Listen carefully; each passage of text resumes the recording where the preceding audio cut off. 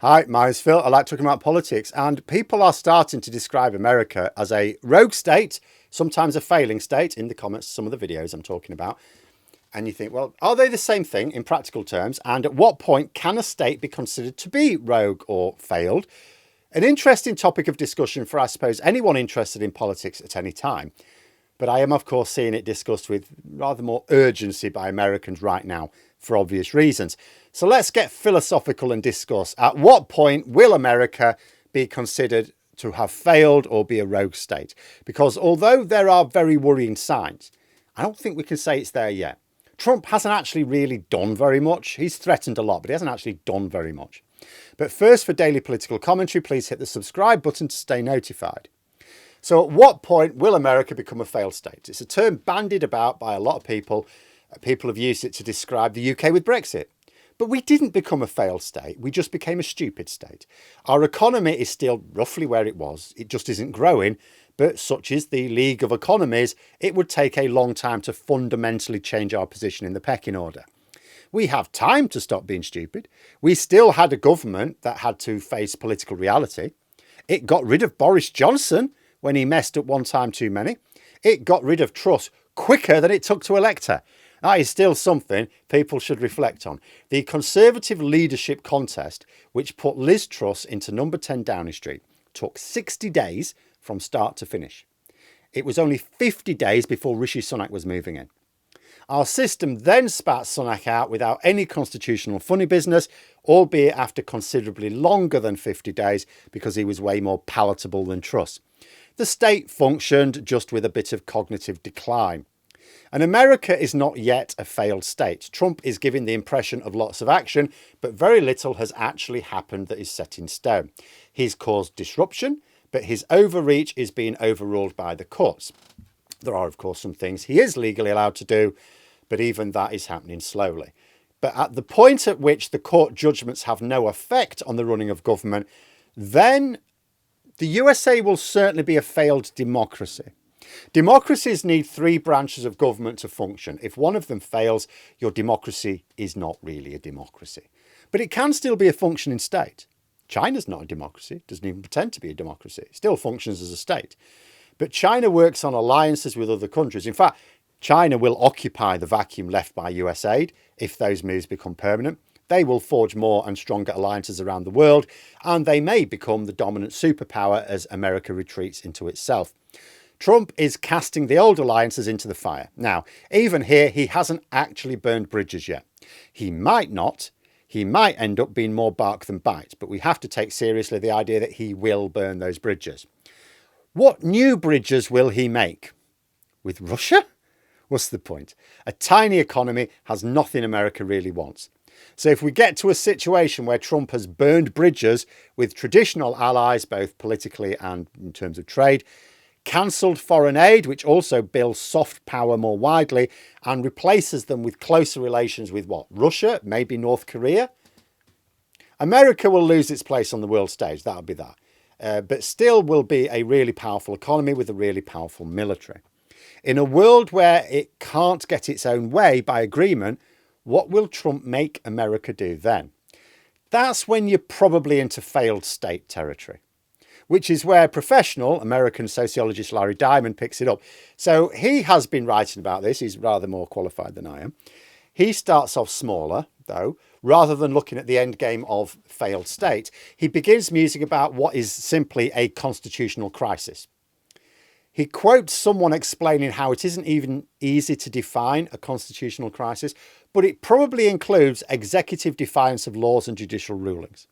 The very thing I focused on. After all, if Trump implements policies that he has the legal power to implement, then no matter how monstrous we think those policies are, the state still functions. It's when the state's own checks and balances are swept away that the state changes into something else.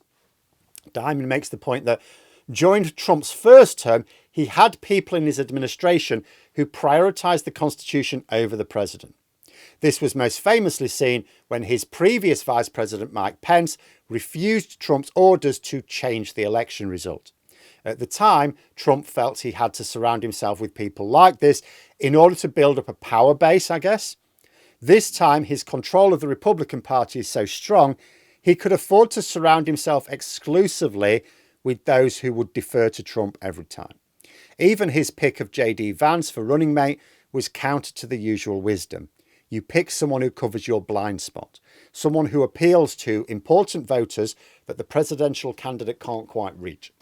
Vance did not fulfill this role. He was picked because he would do exactly what Trump wanted him to do in government, because he was supremely confident of becoming president again, no matter who he picked for key positions.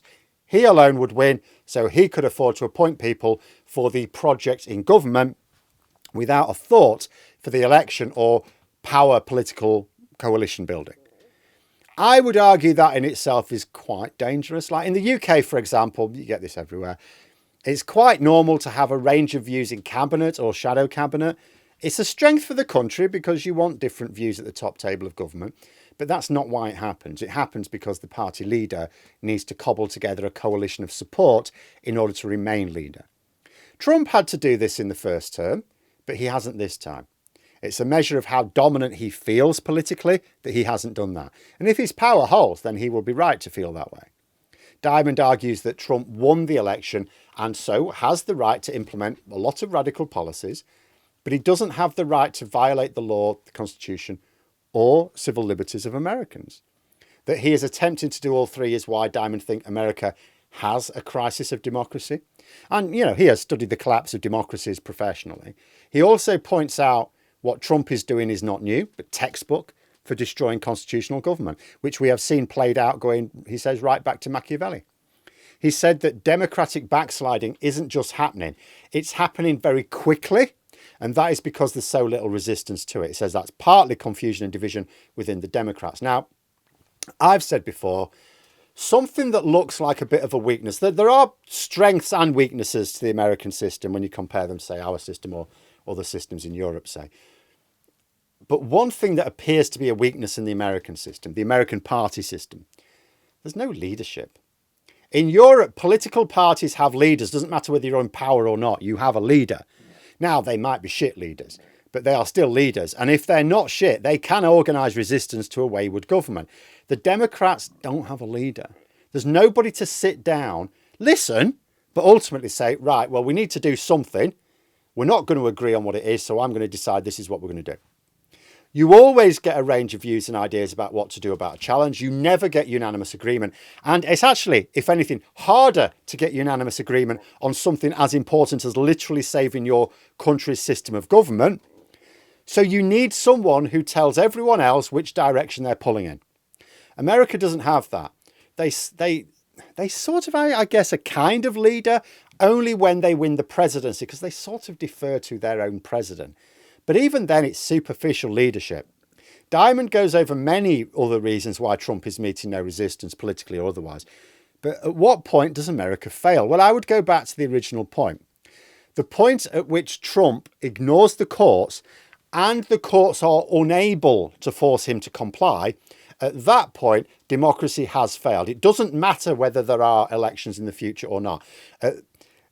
It's a vital pillar of democracy that you have a judicial system to hold everyone, including the government, to the law. The point at which Trump no longer consults international partners or adheres to any international laws, it becomes a rogue state.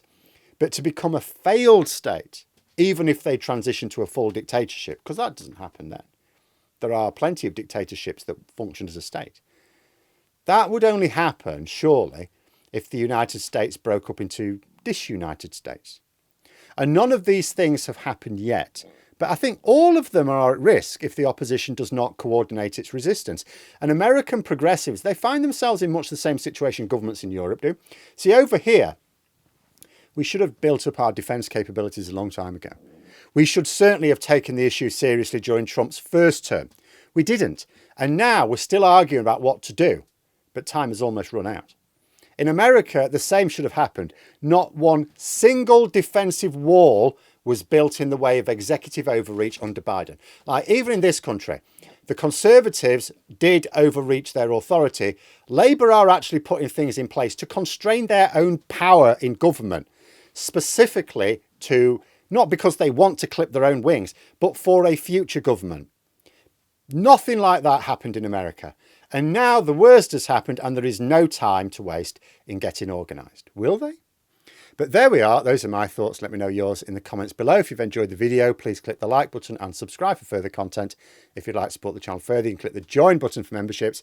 Thanks for watching, and until next time, I'll see you later.